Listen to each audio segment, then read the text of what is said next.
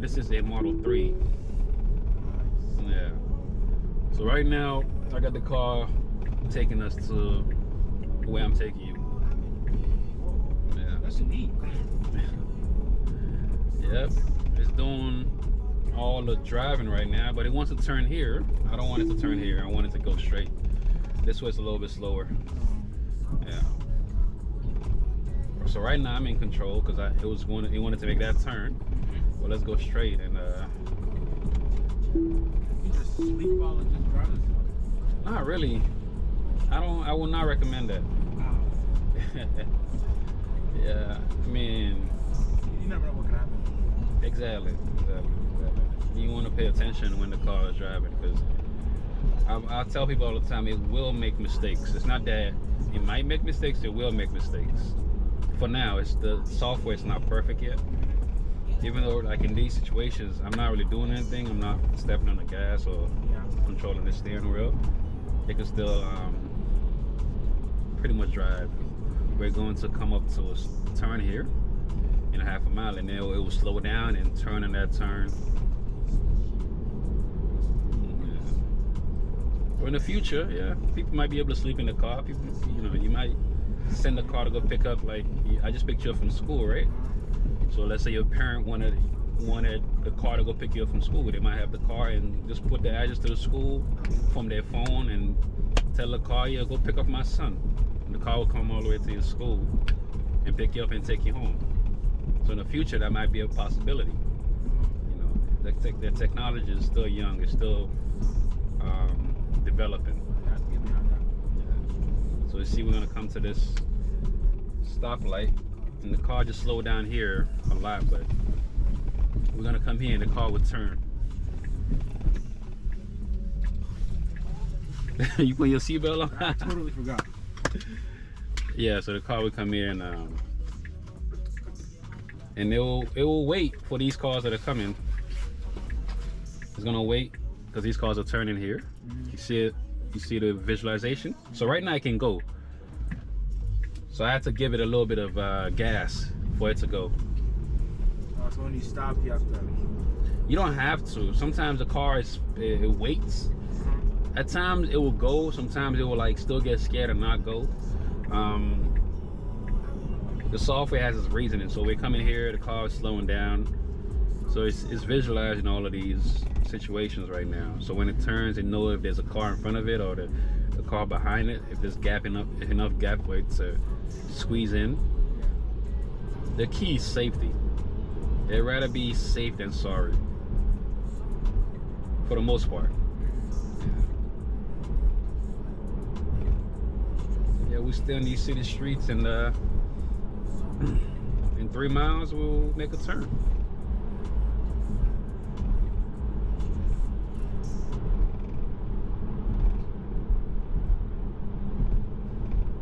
What you think? That's actually really cool. It's my first time ever seeing this. Oh yeah? You haven't seen it on YouTube or anything? I seen it on YouTube like in real life. I've actually been in one. Oh, okay. This is my first time like getting Uber. Mm-hmm. Like, I don't think. Is it just like every Uber has this? No, not every Uber. Other Uber. You talking about like Uber with Teslas? Every Tesla that has that does Uber. I won't say every Tesla. Every Tesla on the road has the software, because you have to pay for it, and it's too expensive right now to even get the software. It's $15,000 for the software on the car. Yeah, so not every Tesla has it. Some people do have it, some people don't. But it's just too expensive to just pay for it. Did you get it with the car, or do you have to install it? You can get it with the car when you buy the car, or even after you bought the car and you want the software, you can pay for it and just send the update.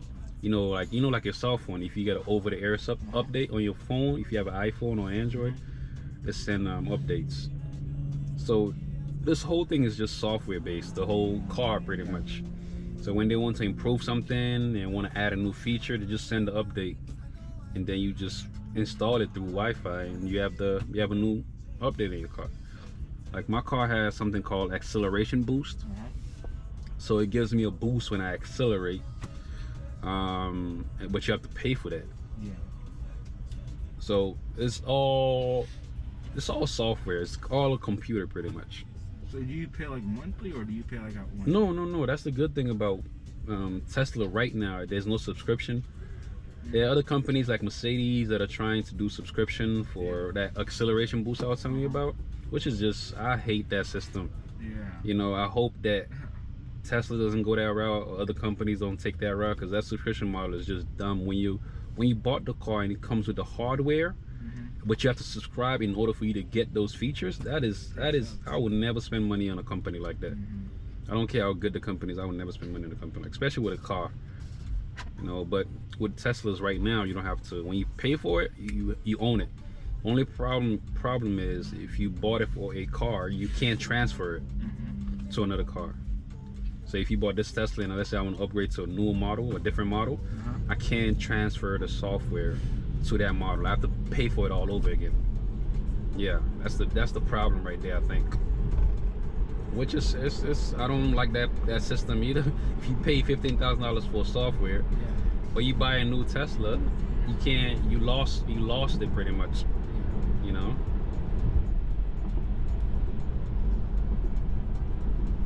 But this is I like it because it relieves a lot of stress when it comes to driving. Like right now, like I said, the car is doing all the driving. It's accelerating and slowing down and stopping and turning the wheel and all of these things by itself, right?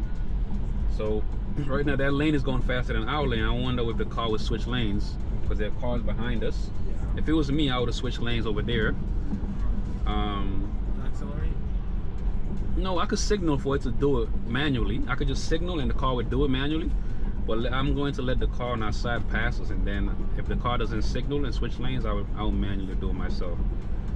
But you know, as a human, when you drive, these are the type of things that I say the car doesn't really, it's not that smart yet compared to how a human will drive, those little nuances.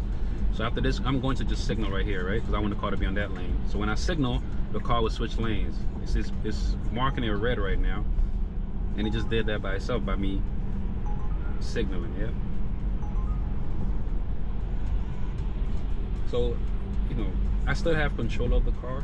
I can easily take control and or tell it what to do when I feel like I just hope that because Tesla collects all of this data, that the way I'm driving, you know, things that I do, if I step on the brakes, So it's like more like custom.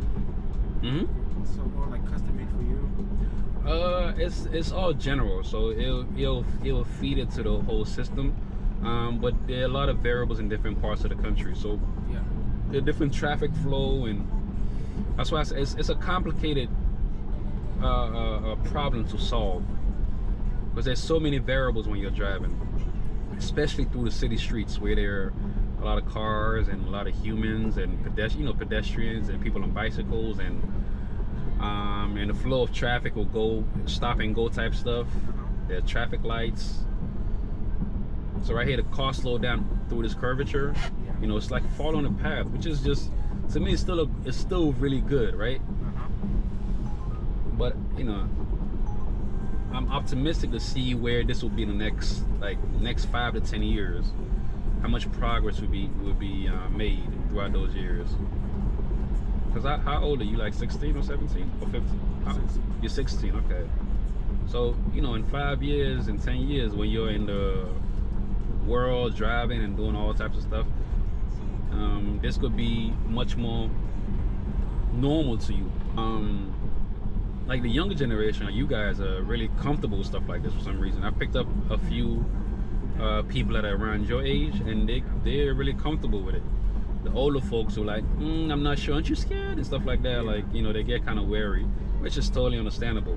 Even with me, I have to be mindful and make sure if I'm using it, you're comfortable with it. You know, anytime you're uncomfortable, just let me know, and I will just do all the driving. But I'm just showing you, this is just this new technology. So you see I was highlighting those cars in blue? That means it's paying attention to them. And it just made a right turn on the red light, which is what a normal... So it can tell when the lights go red and green and yellow? Yep, you can tell. It stopped right there for the red light. right? And then, so right here, I'm gonna take control because the car was going a little too aggressive. I wanted to slow down a bit right here, right? So right there, I took control because if it was just me in the car, I would let it drive. I would slow down the speed because I could control how fast I wanted to.